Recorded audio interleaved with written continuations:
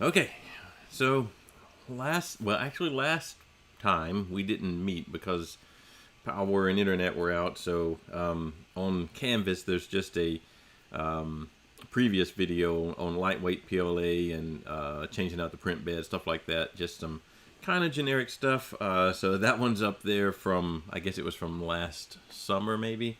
The lightweight PLA is an interesting thing, though. It's a PLA, prints like PLA, but when you print it, it actually expands to, up to, I don't know, 60% extra of its size. So 160%, I suppose. It expands depending on how hot you print it at. So you print it hotter and it expands more. Print it not quite as hot, it doesn't expand as much. But what it does is you can manipulate your flow rate so that as you're printing this PLA and you know it's going to expand, you can put less of the material out. It expands and takes up the right amount of space, and you can get some really lightweight parts. So it's an interesting material, and if you're interested in using it, just look for lightweight PLA. Let me check Amazon and see what it looks like these days. Lightweight PLA. Yeah, let's see. Here. So it's a little more expensive. And now the roll is a kilogram, so the roll is its regular amount that you would normally get. But when you go to print it is when it becomes lightweight. So the filament itself is about the same as it normally is. But once you print it, it expands. And so this stuff right here, the Sane Smart eSun, I think I had some of the eSun is what I had. Looks like you can get 10% off on that one. But so it's a little more, but you're getting, so it's about twice the amount of a regular PLA roll, but it expands to about twice the amount that you would print. So it's per printed amount, it's about the same. But there are several sites that use it, or they're assuming you're going to use that to print maybe a airfoil for an airplane or a body for a model rocket or something like that. So it's this super lightweight material once it's printed. So you might try some of that if you're interested in those kind of things. I think in the video from last year I have a little sample of it. It's probably one of these vases, and show that it prints normally. It's a little bit, possibly it's a little bit weaker. I'm not even sure about that, but it is definitely lighter, like half the weight. All right, so that would be in the video from here. Let's see if I can get to it. Web. There we go. Some of these older ones. All right. What we're going to do today is if I can get down to it, not doing that. We're over here. We're going to go into Klipper. Remember, I put the Sonic pad onto our Ender 3, and it runs Klipper. It's got its own touchscreen. I am going to, I've already added the BLTouch. Mechanically, I'll show you what you do to put it and plug it in.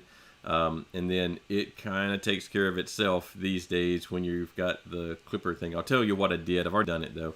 And then we'll look at some Klipper features like input shaping and what that does. So let's go over to the printer and see if I can. This one should take us over there. Yeah. All right, so you got a little bit different view. I've got a USB camera hooked up to it. That camera is hooked into the Creality pad, or Sonic pad, Creality Sonic pad, so that now I can monitor the printer. And this is not how you would normally attach it, but it's the easiest way I have to do it right now, just to plug it in. So this is just a USB webcam. The USB cable is plugged into the back of the Sonic pad, and that's all there is to attaching a USB camera to it.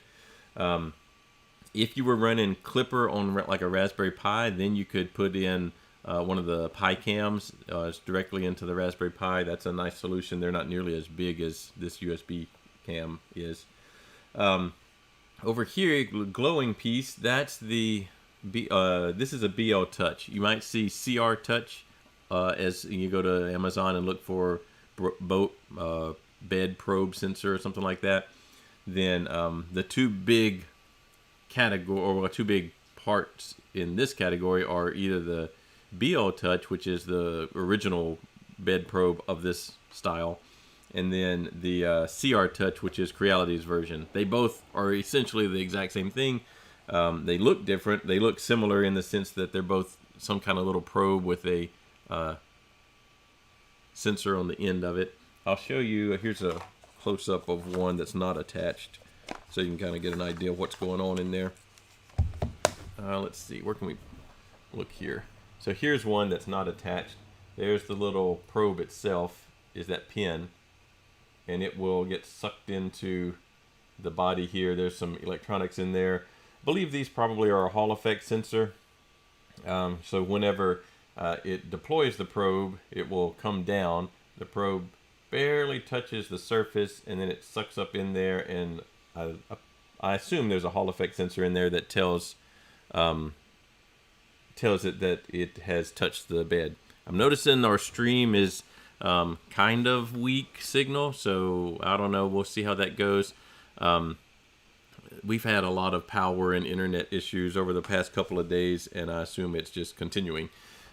So it does say it's going. It's just not super smooth, so we'll see. But so this is BLTouch. You can see BLTouch on there. This is an actual one, I think. There are a lot of fake ones. Yeah, this is an Ant Clabs, so ANTCLABS. You can't read it, but it's written down there.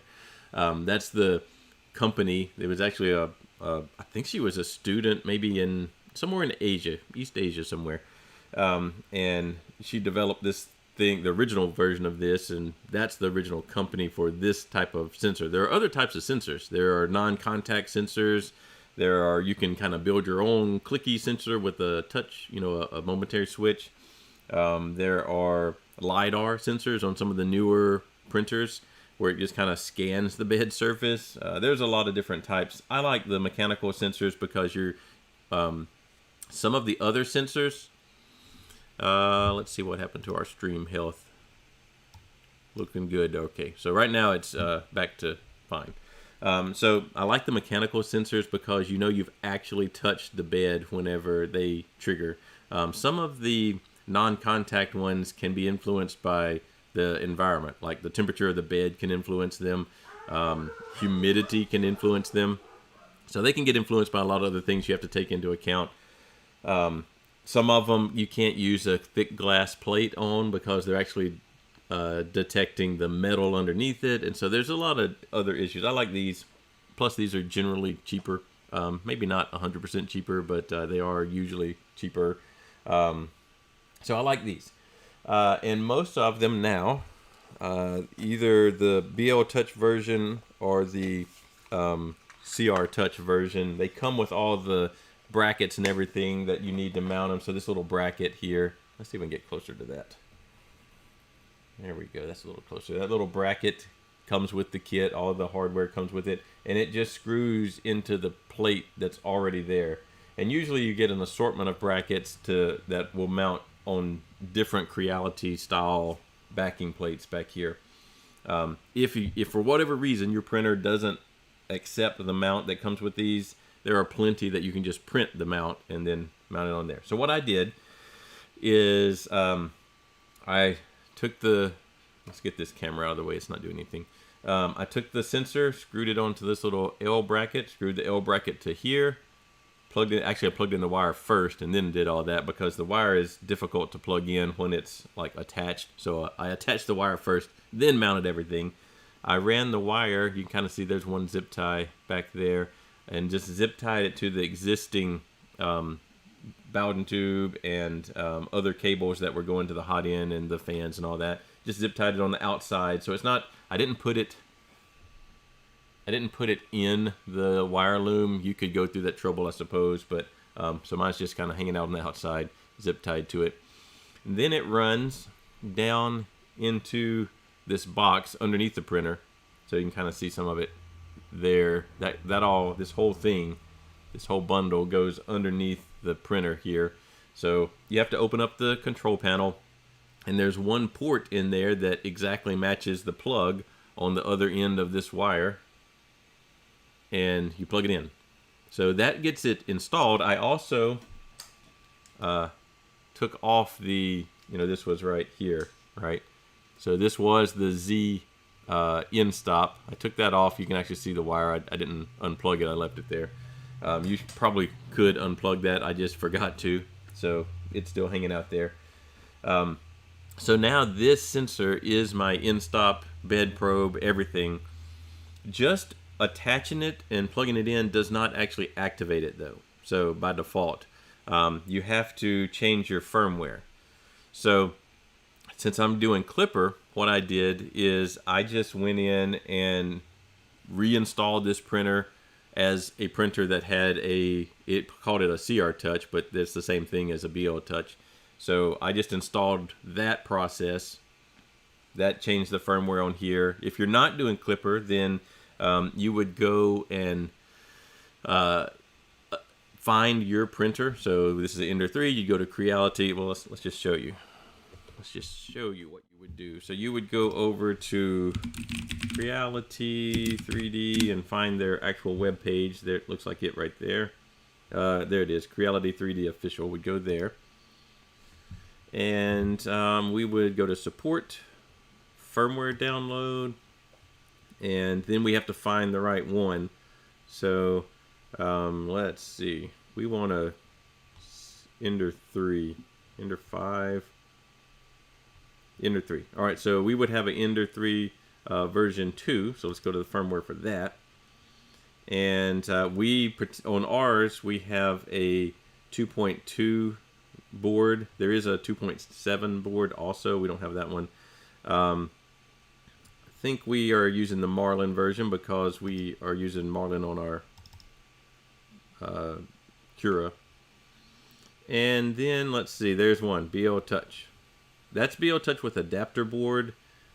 We don't have an adapter board. Ours just plugs straight into the control board. You could have a really old control board where there's a separate daughter board that plugs in, and then the BLTouch plugs into that. In that case, you could use this one. That's probably not very common anymore, unless you got a secondhand printer or you've had it for a couple of years. So now that we have the BLTouch, we would use the firmware here. So this is going to just be a file.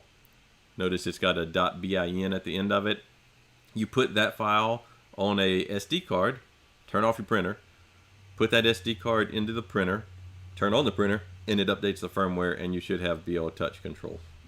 On this particular printer, the version 2, it has a separate screen. Now mine does not anymore because I'm using Klipper, but it did have a separate screen that needed its own firmware that matched whatever this firmware was. So you might have to deal with that in some cases. All right. So that's what I did to get the BLTouch running. So what it does, let's go back over to it. What it does is it's going to do mainly two things. One thing is it acts as the Z in stop. Remember, I disconnected this thing entirely. So whenever I start a print, in fact, let's just home so that you can see what it'll do. Let's see. All right, so here's its homing routine. So it's home to X, home to Y. Oh, that's X and Y. Let's home Z. All right, here's the Z-axis homing. So it goes to the center. Notice the probe will drop down, and then it's going to touch the bed in the center. And then that's it homing the Z-axis. So we don't need this guy anymore. You can set it up to use this one as the Z-axis homing and then just use the sensor for bed probing. So you could do that. Let's see, I can probably do a bed probe if I look through my screen here. Auto level. All right, so let's go. I'm over here on the Sonic Pad screen, so you can't see what I'm doing, but let's see if I can look at it real quick. It's got everything in the way. There it is. So let's go back to home. So I know it's sideways on your screen, but it's fine. So I also have the web interface, but you don't have to use the web interface. The screen, the Sonic pad itself is also an interface, so I could configure, and then I could do an auto level. And, well, let's see. It says, I'm going to put you back on the printer. It says, before bed mesh calibration, probe calibration, and bed screw adjustment are recommended in sequence. I've already done that, so if you hadn't already kind of leveled the bed, you'd want to do that. And if you hadn't already calibrated the probe, then you would want to do that. So I've already done those, so I'm going to do auto level just so you can see it. It'll show me that I've got an existing mesh in here. This is a map of the surface of the bed showing where it's high and low. It's actually relatively flat. I do have a glass plate on there, so they're generally relatively flat. But let's start. Actually, I'm going to do temperature setup. And I'm going to set the bed to, I normally have been printing at 60 lately. So I'm going to set it to 60. This is not as big of a deal when you have the glass plate on there. Note that the hotbed temperature is being adjusted. Please level it later. So basically it's saying wait for it to heat up because you've asked it to go to 60 degrees. It's at 34 right now, so we'll let it do its thing for a little bit and it'll come back on. In the meantime, the last time we did stream live, we changed out to a hardened steel 0.6 nozzle. I went and PID tuned it and everything. I didn't do that on the stream. I just did it later because you had already seen a PID tune. It's no different, except that there's just a button in Klipper that you click for PID tune and it does the stuff for you. So we can print some new materials now. So now that I have a hardened nozzle and a little bit larger one, I can print materials that are more abrasive. And I can print materials that might have additives that are a little bit into it. That can kind of clog up a smaller nozzle. So we can print that now. Glow-in-the-dark stuff is very abrasive. You wouldn't think it, but it is abrasive and it will eat up a brass nozzle pretty quickly. But now I can print that. In fact, I have a sample. So this is the next little vase we'll print. This is California filament, blue glow PETG. So I don't know what color it's going to glow. It says blue, and it is blue now. So we'll see what that does. Prints at 235. The bed's supposed to be at 85. I think this bed can get up to 85, but I'm not sure. We'll see. Speed is normal. Hardened nozzle recommended. That's because it's a glow, which the glow filaments are abrasive. So we'll print that. I did. So I mentioned that these little loose spools like this are bad about tangling, right?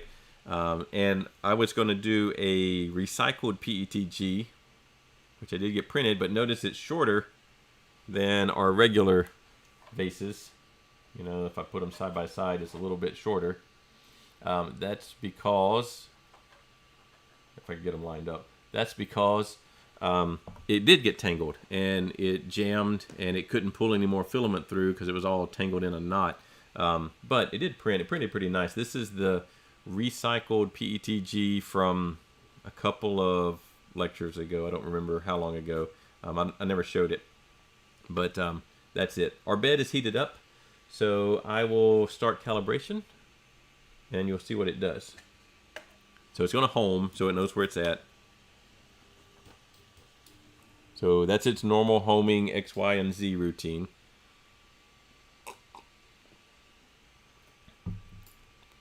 Now it'll start the actual bed mesh calibration. So it's going to, and I've got it set up to do a 5x5. So it's probing 5 times across the front. Then it drops down a row 5 more times, and it'll do that in a grid of 5x5. So you'll have 25 points, and you can change the grid size, but you'll have 25 points that describe the surface of this bed. So if you have a bed that's got a hill in the middle or a valley in the middle or one corner is just bent or something, I don't know, then this sort of thing can detect that and adjust for it live while the print is happening. So that was it. You can do slower. This was kind of a fast one.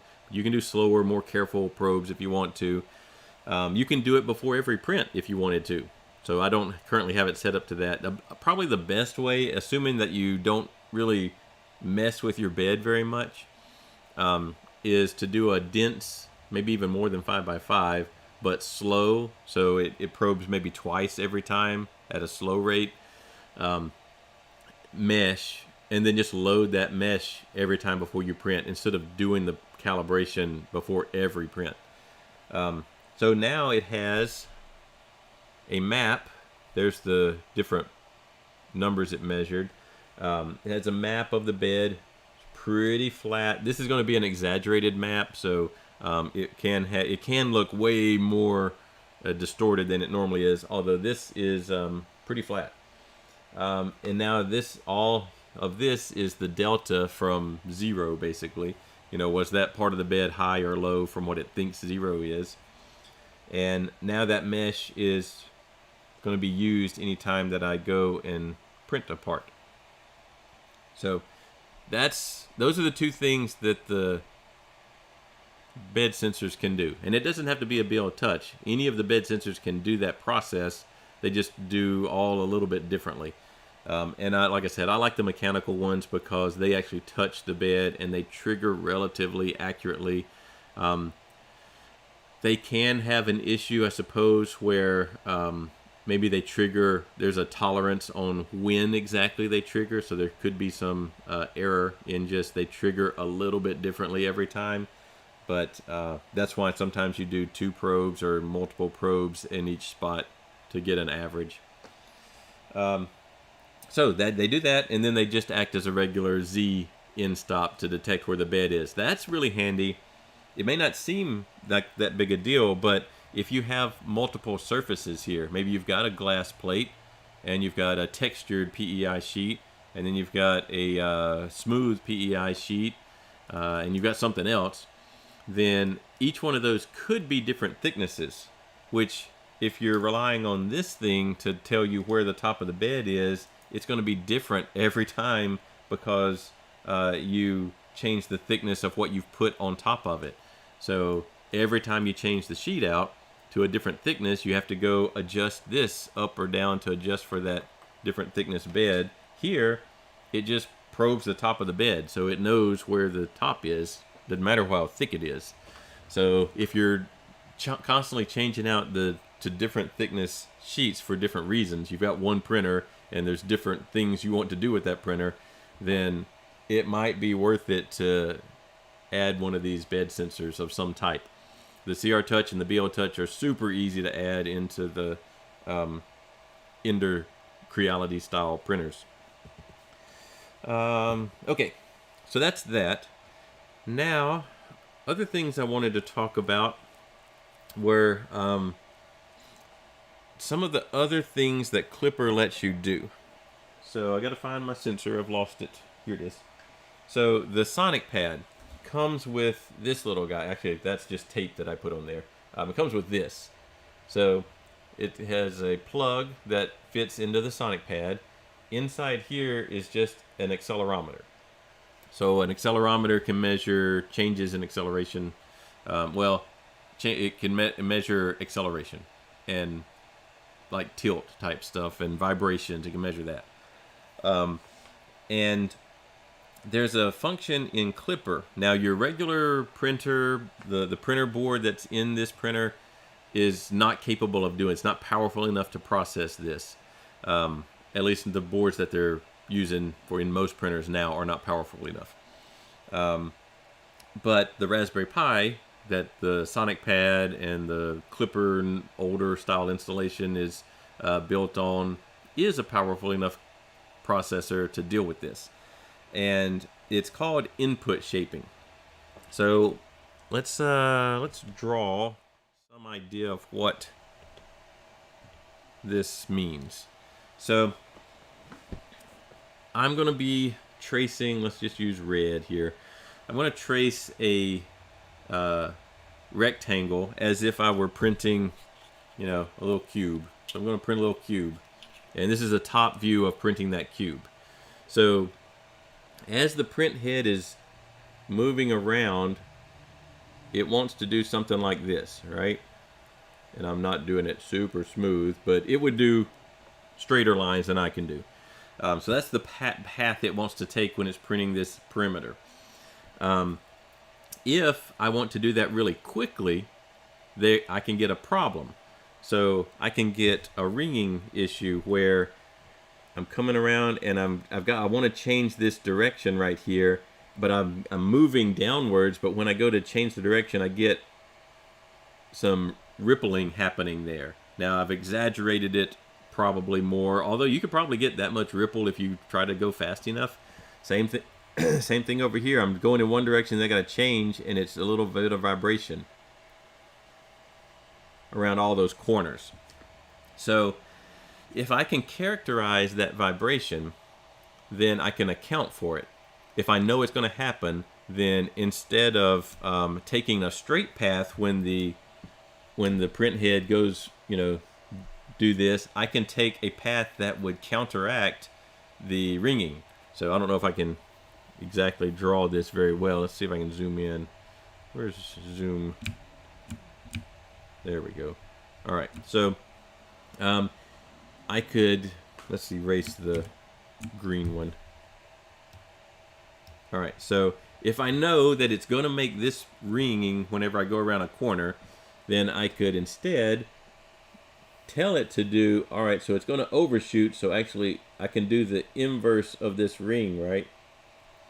So that I can tell it to move opposite of where it wants to vibrate, and hopefully the resulting line has this nice sharp corner on it. The processing to do that, to counteract that vibration, is just too computationally heavy for the board on your printer as is. But the board that is in the Sonic pad and probably I assume also in the Big Tree pad, Big Tree Tech pad, and a Raspberry Pi itself that Klipper is normally installed on, it is powerful enough to in real time detect that, hey, there's a corner coming up in the G code. So it sees a corner. It doesn't have to be a right angle corner, but it sees a corner, and it knows based on prior experiments that it's done what kind of vibration to expect. It knows how to adjust the movement of the print head in real time to account for potential ringing. So in order to be able to do that, though, it has to characterize the printer. So these bed slinger types where, oh, it's locked down. let me unlock here. There we go. So the bed slinger type where the bed moves back and forth, they're really bad once you get up to higher speeds about ringing in this direction because of the mass that the stepper motor, the controlling the y-axis, has to move is pretty large. So, there's a lot of mass here, a lot of inertia, and so there can be a lot of ringing. There's a little bit also in this direction, but obviously you're moving less material around, so it's easier to control that. But it does have some ringing in that direction also. The printers where the bed is stationary or it just drops down and the print head moves in the X and Y plane, those are a little better at dealing with the ghosting, ringing, those vibrations. But with Klipper and input shaping, we can take into account some of that vibration. So that's what we're going to try and do now. So we're going to plug this guy back here. So there's a little port sensor. This came with the kit. If you have a Raspberry Pi, you have to build one yourself. So you get I can't remember the ADXL, I can't remember the numbers for it, but a little 3-axis accelerometer, and you have to wire it up and wire it into your Raspberry Pi, which is not a big deal. It's not. They're like $11 or so for the little sensors, maybe less than that. And it's maybe you have to power it too. So maybe it's 4 or 5 wires you have to plug in to your Raspberry Pi and solder onto the little board. That's just already done here for us. It is 5 wires, power, and then X, Y, and Z signals, I guess. I assume that's how they're wired up. So let's go home Let's see. I assume that's in configure. Is it movement parameters? No, these are actual values. I got to find where probe calibration, manual lever, other settings. Let's see. It might be in advanced options. Let's see. Let's look at advanced options. All right. Well, automatic detection, is that in there? No, that's not what I want. I got to find where they put the measuring resonances. Oh, it's off the screen here. Measuring resonances. That's probably going to be it. Please determine the current machine type. So it's asking me, is it a bed slinger type or is it a Core XY type? So it's a bed slinger. So we're going to do that. Please install the sensor near the print head so it's to the sensor interface. That's fine. Next step. No sensor found yet. All right. Sometimes I have noticed that it is a little iffy on this connection up here.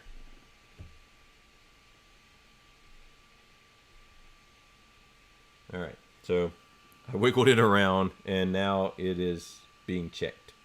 So let's see.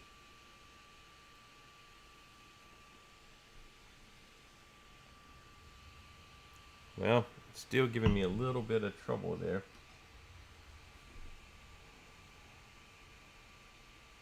I may have to plug and replug.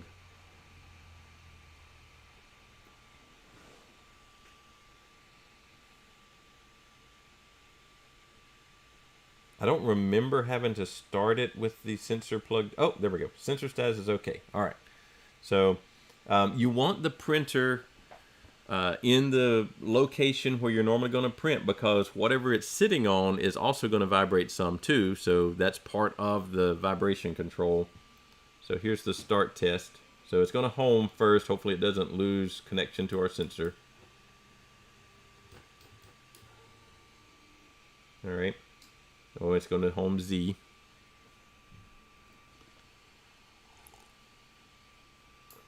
All right. Now it's going to start. All right. So you don't want to. Uh-oh. Whoa. Oh, it does. There's something that's. This little plug, I think, is an issue. Like there's some loose connection in there. I may have to go in there and manually resolder it to. We'll see. We'll give it a chance. But it was having connection problems. Oh no, there it goes. All right.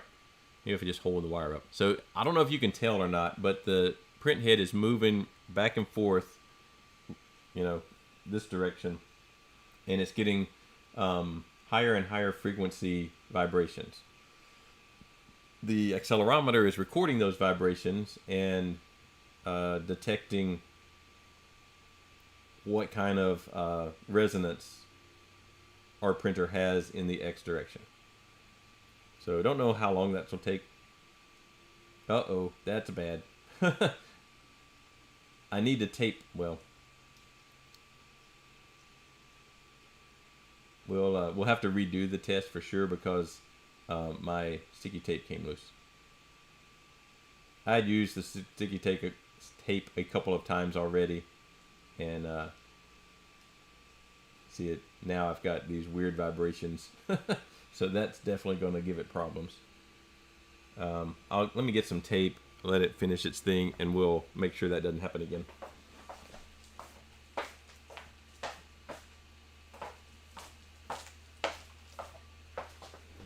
I don't know if you can hear it humming back there or not, but it is getting higher and higher frequency.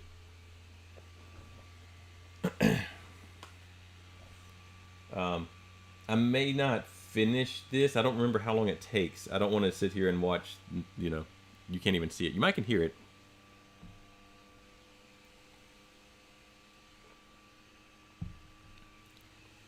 But assuming I don't finish it, I'll do it later. But the next step will be to do this same thing, but put the sensor on the bed, and it will do the same motion back and forth, record all the vibrations, and then it will give us a model. Actually, there's several compensation models that you can choose from. I think the installation here on the Sonic Pad just gives us one. I don't remember exactly, but there are several compensation algorithms that you can use. So the downside to this is that it does only work on, something that's running Klipper currently. There's no other alternative control systems that can do input shaping. So you also need enough processing power to do it, and it can overcompensate in some cases, so that can be a problem. Is it still going? I think it has stopped. Oh, I can stop it over here. There's a stop button. Okay, so oops, that like restarted the whole thing.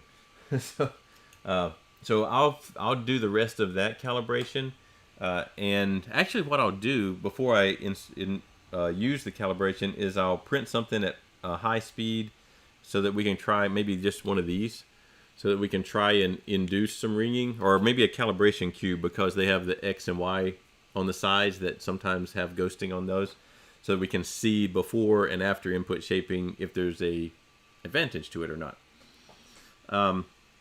So I'll run through the whole routine. It looked like it had finished the X in maybe 3 minutes or so. The Y is going to be another 3 minutes. So it's only like a 10-minute procedure to actually get it to use input shaping.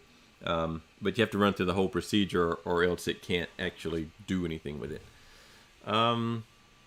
Let's see on my pad over here.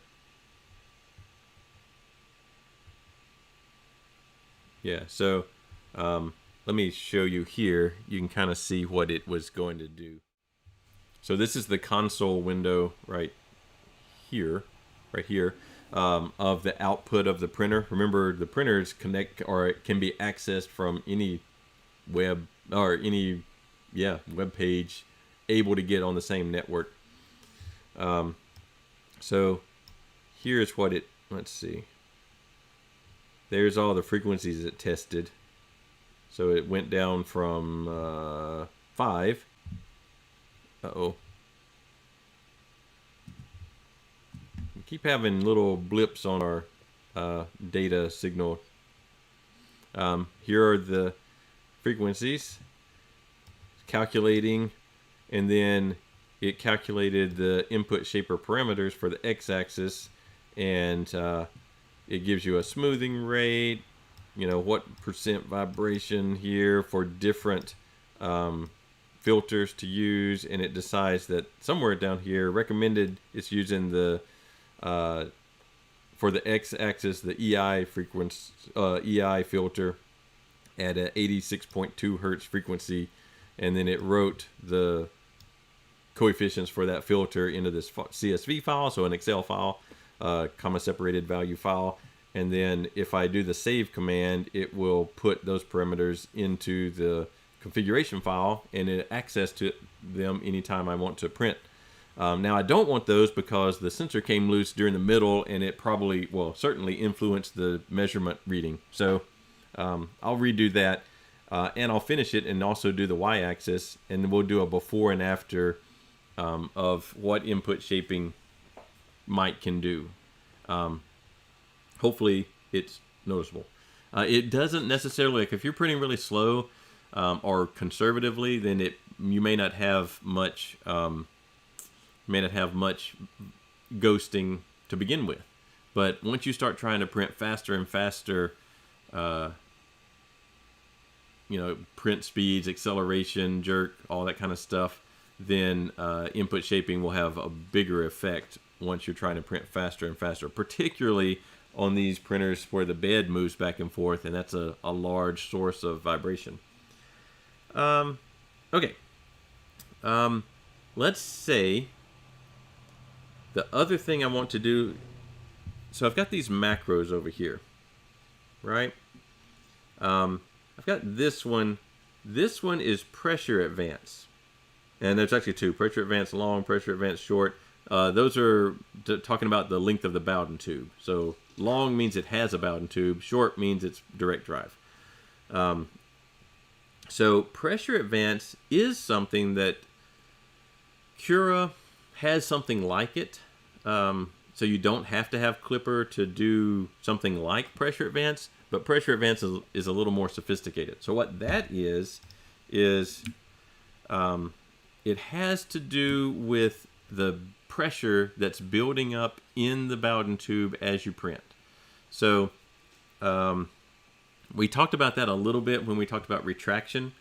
So you are printing and you want the printer to move to a new location, then you would retract some filament, because if you didn't, it would ooze out and cause all the stringing. Well, a similar effect happens when you are finishing up a layer. Even if you don't move to a new place or whatever, you just finish the layer. So let's go back over here. And so I'm doing a layer, and then right here when I get, oh, made it perfect. When I get to the end, there's a tiny little delay when I move the nozzle up to the next layer, right? And so you can sometimes notice these little blobs at the corner, or at every time you create a new layer, there's a little blob left there from the nozzle sitting basically in the same XY position and moving straight up. That is also a pressure issue, because even though you're not pushing filament out with the feeder, there's pressure built up in that Bowden tube. Even if it's a direct drive, there's still pressure built up from the previous extrusion that is going to cause filament to leak out almost. And so you have two ways to deal with that. So Cura, let's go to Cura real quick. I don't use this in Cura because I never really liked it, but if I type coast in here, there's a experimental steel coasting option. So coasting, what it does is it says that, hey, I know that there's going to be these little blobs everywhere we start a layer, and end the old layer and start a new layer. So instead of, whoa, that's really crooked. Let's try straighter than that. So I'm printing, and somewhere over here, I stop feeding and I coast to the end of the layer. And so I let the pressure built up in the tube finish out the last of that. The problem with coasting is that unless you get that distance, this distance exactly right, the coasting distance, then you'll still end up with blobs if it's coasting distance too short, or you end up with gaps, like you stopped too early and there was no pressure built up in the tube to push extra filament out, and you end up with holes in your model.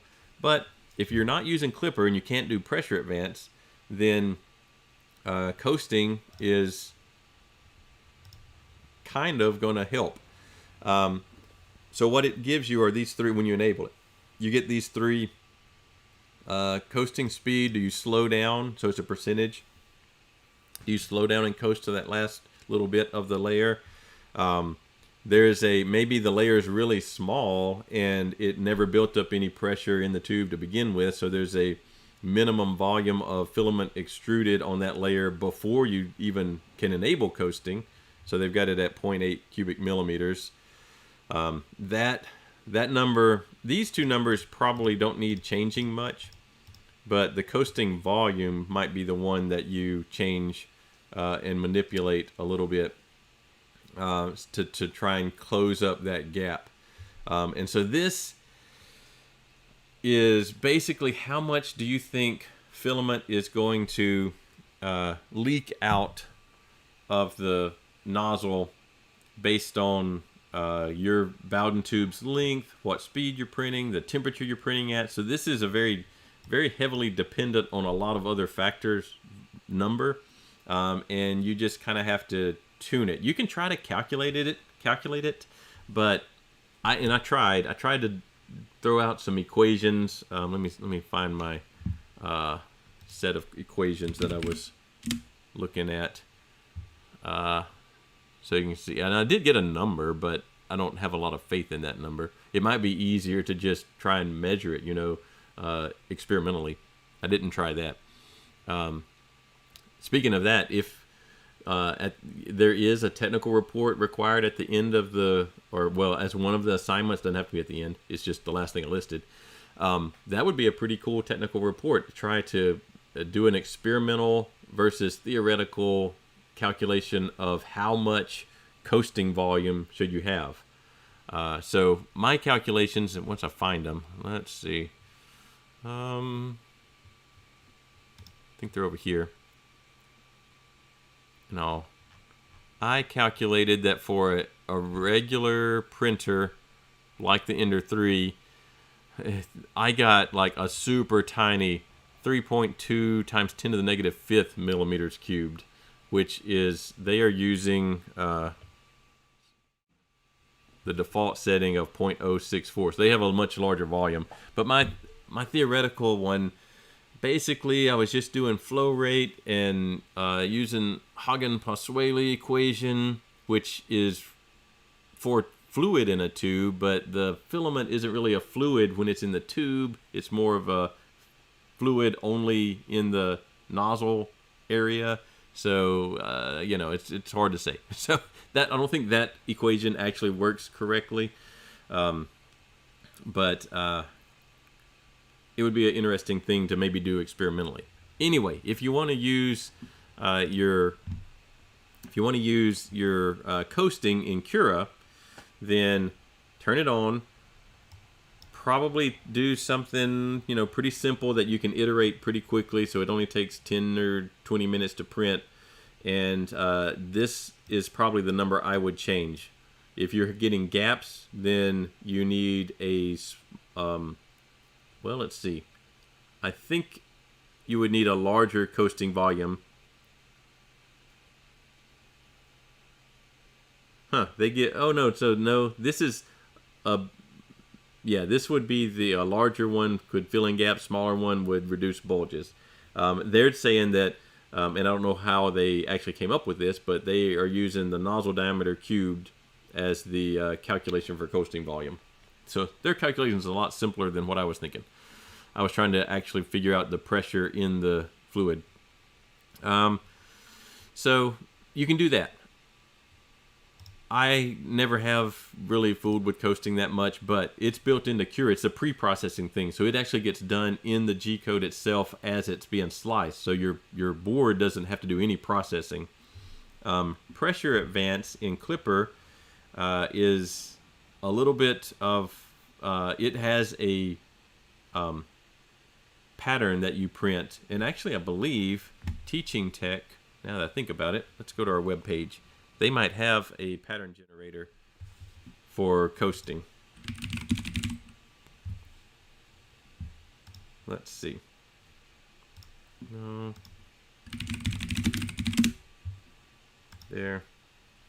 Let's see.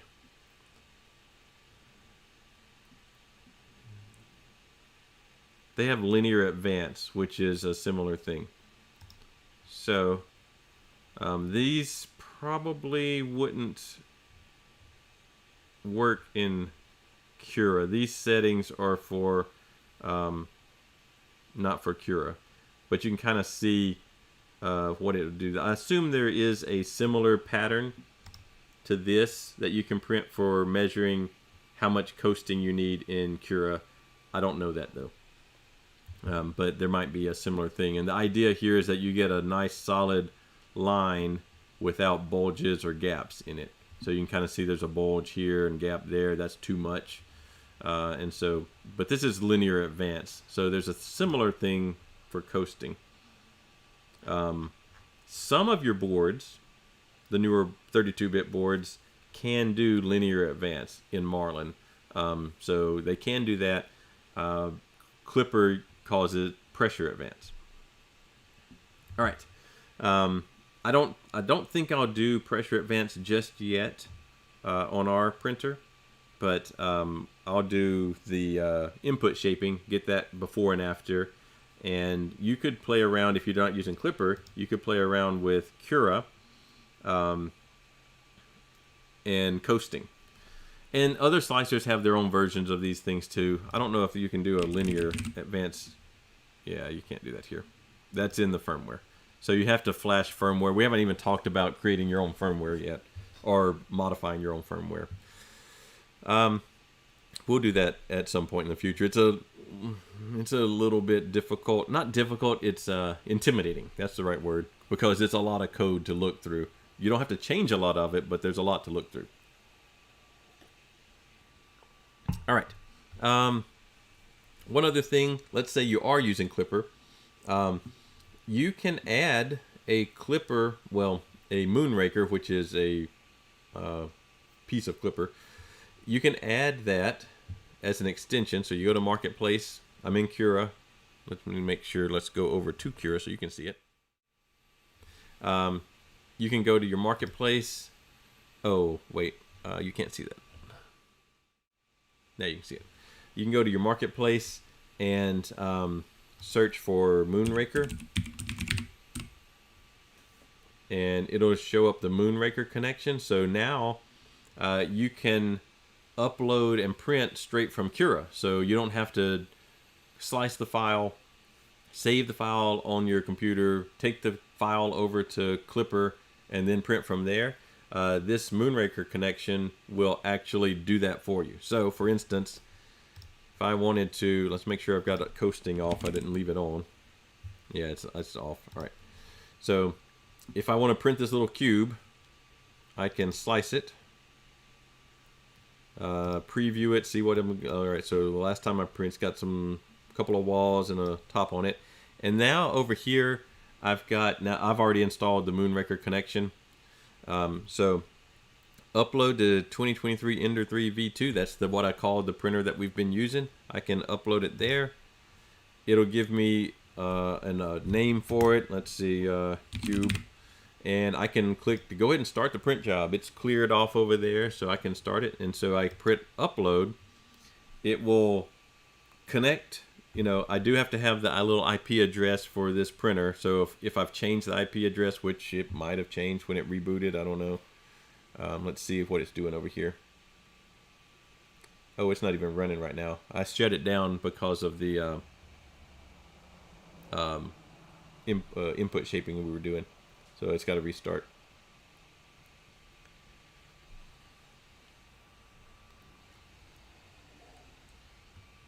Let's see if it gave it the same address.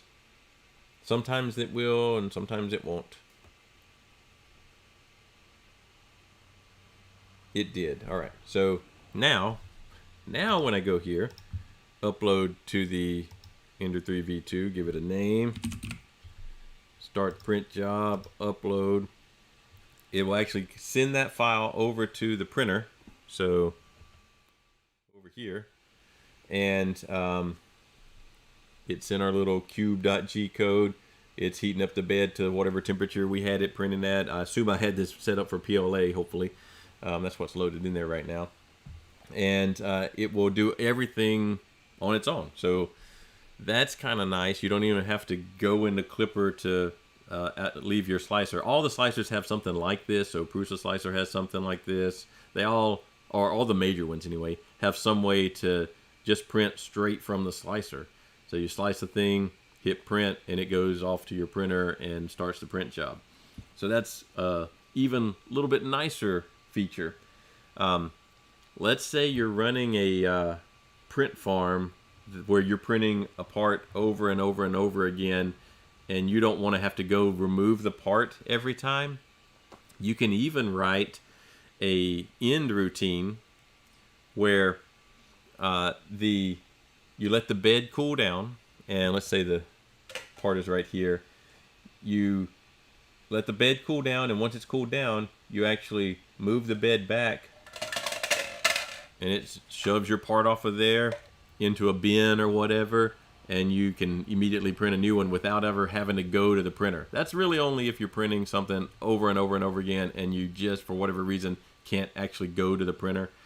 If you only have one printer, that's probably not a big deal, but you can think of things like that where you've got to print a whole bunch of parts, and they won't all fit on the bed, or maybe you're slightly worried that one of them might fail, and you don't want to print a whole bunch of things at once with the chance of one of them failing and ruining the whole job. So you can do things like that.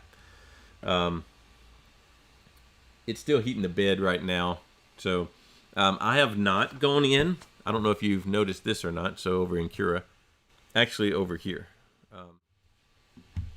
Nope, that's not Cura. Where's Cura? There it is. So in Cura, let's go to prepare so we can look at the right stuff. So you've got your printer over here. This little check mark says that it's on. It's detected. It's online. Manage printers, and then machine settings. There are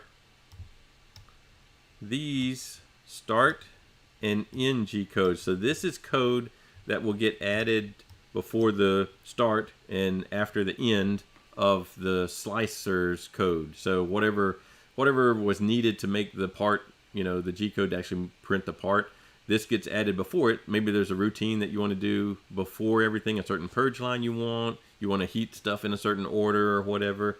You can add that into here, and it will always do whatever you've got in the start at the beginning, and then if there's a certain ending routine that you want, then you can add that to the end. That's where you could add in the, clear the part off knock it off the print bed or whatever.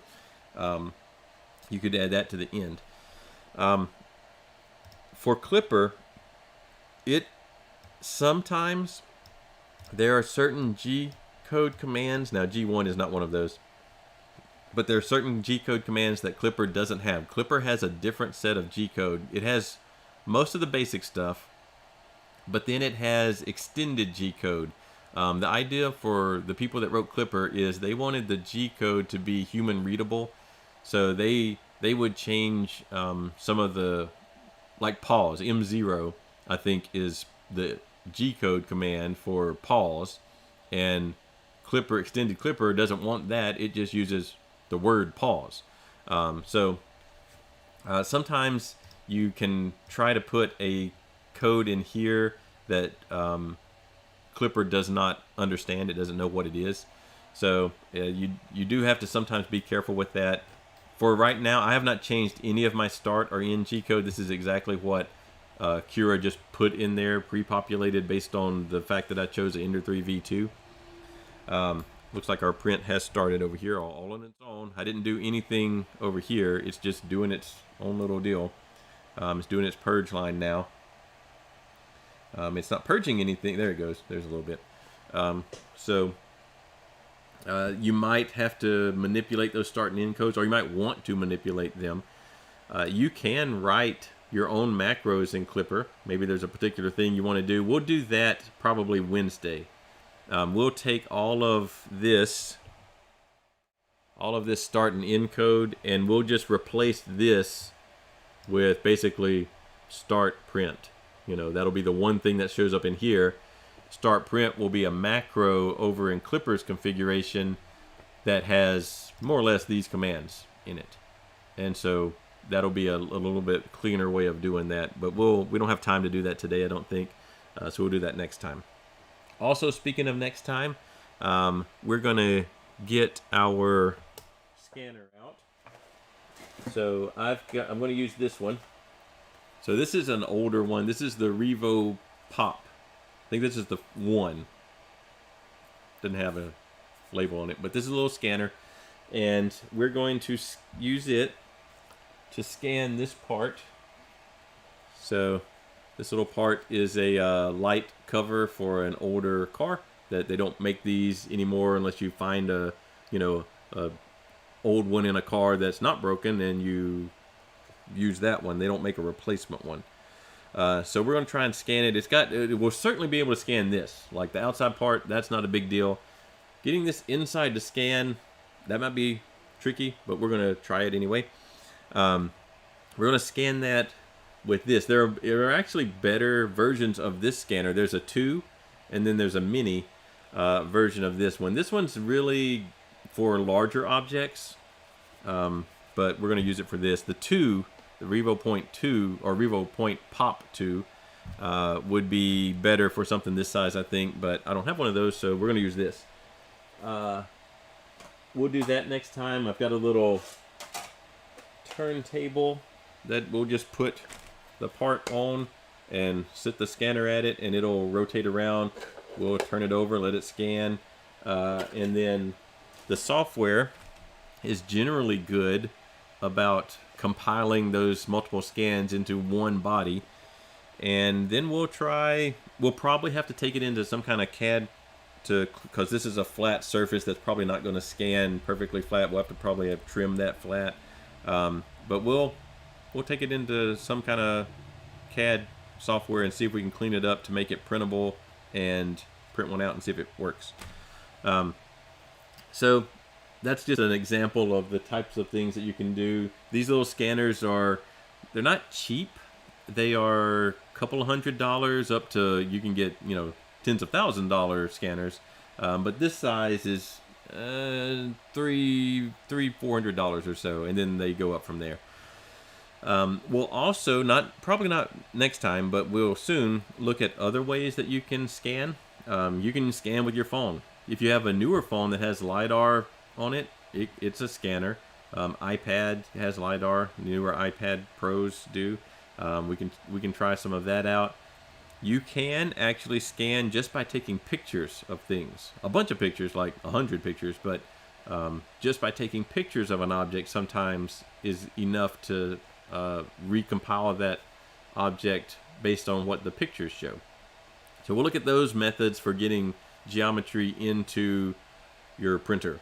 So that'll be coming up in the next couple of days. I haven't noticed, so if you're in the class, I haven't noticed many turn-ins yet. So either they're not getting turned in correctly, or nobody's turned something in, or I'm just not looking in the wrong place. So we are using Canvas for the first time, so maybe I'm missing something. But it would be nice that we can verify that turn-in things are getting turned in, because I don't want to get to the end of the quarter and have everything turned in at once. Looks like our printer is doing fine on its own over there. And if you're at all printing often, I would at least look at Klipper. It's not free, but unless you happen to already have a Raspberry Pi. But if you're printing often enough, then it does make a pretty big difference on your workflow. If you're not printing very often, or you're just, you're only kind of doing stuff every now and then it's probably not worth the investment. But there are multiple ways you can get Klipper. If you have a Raspberry Pi, or you can get one, a 3B or higher value. The little Pi Zeros won't really do it very well. So the 3B or higher will work. So if you have one of those, you can install Klipper on your own. The Sonic Pad is a good option. I mean, it is Klipper. It's its own touchscreen. It's kind of a standalone thing. Have not tried the Big Tree Tech Pad version of this thing. I assume it's basically the same as the Sonic Pad, but a different form factor. So it's worth doing if you're printing often enough. Okay, I think we'll be back Wednesday with some scanning.